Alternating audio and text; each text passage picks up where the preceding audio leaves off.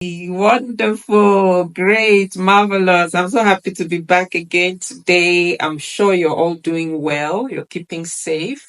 So welcome once again to the channel. I'm Dr. Judith, and it's always a privilege and an honor to be with you. So today it's actually a beautiful day. The sun is shining, even though it's a bit chilly outside. But we're grateful, and in all things we do give thanks. So today I want to look at something called research. As you know, I'm an academic. I teach in the field of the built environment, architecture in particular. But I want to look at research. What is research and how can we, or why do we even get involved in it? I think for me, research is about getting to know more about the environment, inquire about a particular field you may be interested in, be it music, be it the solar system, whatever it is, you want to know more. And what even got me more intrigued, the Bible, they say the Bible is a complete book, right? But what got me even more intrigued about research is that the Bible actually talks about it.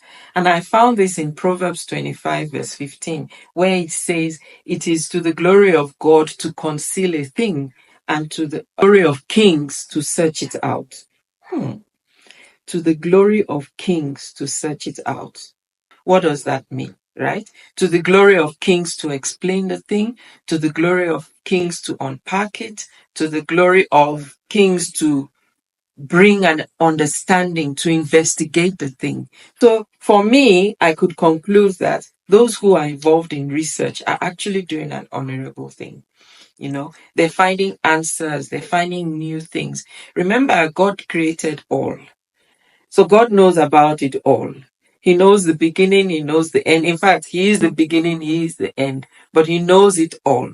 And then He gives us this opportunity to inquire, to search out, to investigate, to find out more, to ask questions, to develop aims and objectives, to develop research questions, and to ask, to really, really deep down and ask, you know dig deep into a certain matter and ask about it and inquire about it and reveal the answer to many of these questions that we may have in terms of research. So it is indeed an honorable thing, and I think it is quite important that we engage in research, because when we get involved in research, we start understanding things better. I mean, look at all the novel inventions that have come about. It's all from research.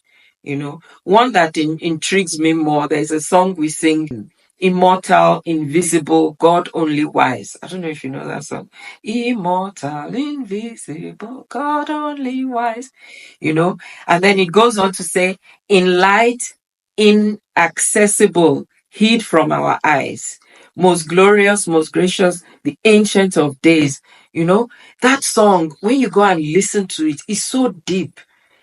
He in light, even though there's light everywhere, He is inaccessible, right? He is invisible in light, but He is there.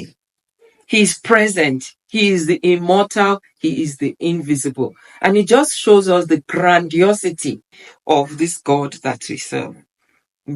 He is hid from our eyes until we now keep on, digging and searching and wanting to know more and saying, "God, reveal yourself to me. God, explain this to me," to search out a thing, to bring meaning, to bring an explanation to this concept of God, to bring insight, to bring this revelation knowledge to this idea of the grandiose God. So you now see the grandiosity of this God that we serve, that even though He is all around us, even when there is light, He is hid from our eyes.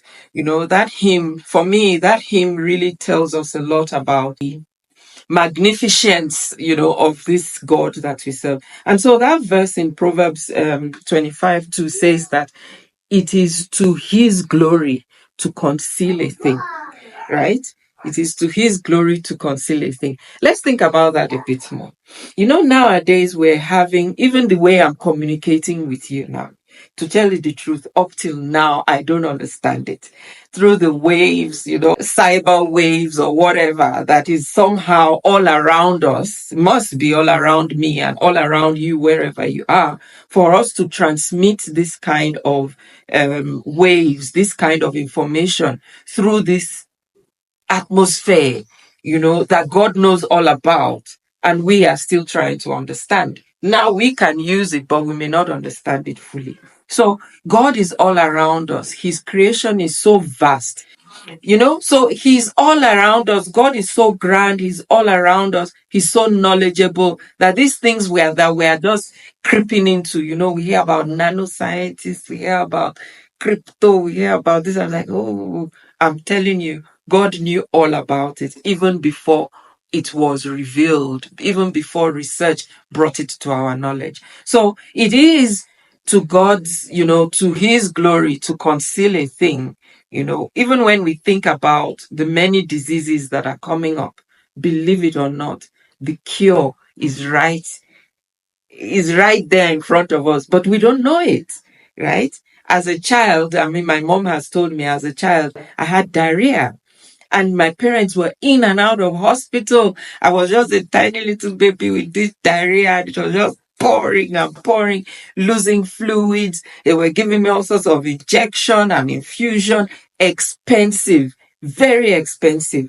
Little did they know at that time that the salt and water, salt sugar solution that was needed to to stop the diarrhea or to even sustain me was right there in the house. So it is to God's glory, to conceal these things. The cure for HIV AIDS, the cure for COVID, the cure for cancer, the cure for all the things that we don't even understand. And even when we go into the built environment, when we have all this weather, I was telling my students some years ago that what if the fabric, the wall of the building that we live in can become this heating device, right? Some have done a bit of research and they've shown how clay, yes, the clay brick can take in heat, and then in the evening it can ease it out into the house. All that is research. That kind of knowledge comes to us through research. How will we be so happy if we didn't have to put on heaters in the winter, and then in summer when it's so hot outside, in the evening, because of the kind of building materials we're using, the inside of the house is cool. God knows it all. God knows it all. And even the way we have the sun, yes, people are catching up after decades, donkey years of solar power. The sun is there. The sun gives us power, gives us and gives us. Yes, we used to just let it go. Now we're having solar panels. We can store the power. We can use the power. So it is indeed to the glory of God to conceal a thing, and then to the glory of kings. Who are those kings? Yes, you that you're doing research, you that you're thinking of doing research, become one of the kings. Just come and become one of the kings, and then get into research and start unraveling things and engaging with God, to understand His creation, right? And then we now start seeing him as the immortal, as the invisible, the only wise God, the one that is hid from our eyes. Even in light, he's inaccessible. Wow. I'm going to challenge some of my youth in the youth church to make a rap. Yes, that hymn. Please go and look at it again. And by the way, in my book, The Reflections on Prayer, I do encourage us to reflect or to meditate on some of these things. I think that hymn is a good one to meditate on. Immortal, invisible, God only wise, in light, inaccessible, hid from our eyes. He's just grandiose, right? There's so many ways we can look at it, but to God be all the glory, and to the glory of kings to reveal a thing. We pray also for our leaders, those leading the world leaders today. We pray that God will really give them um, peace in their hearts and in their mind, so that we may have peace in the world. That's it today. Ciao. Thanks for stopping by. Really appreciate. And do like, share, and comment, and keep on praying. Love you guys. Bye.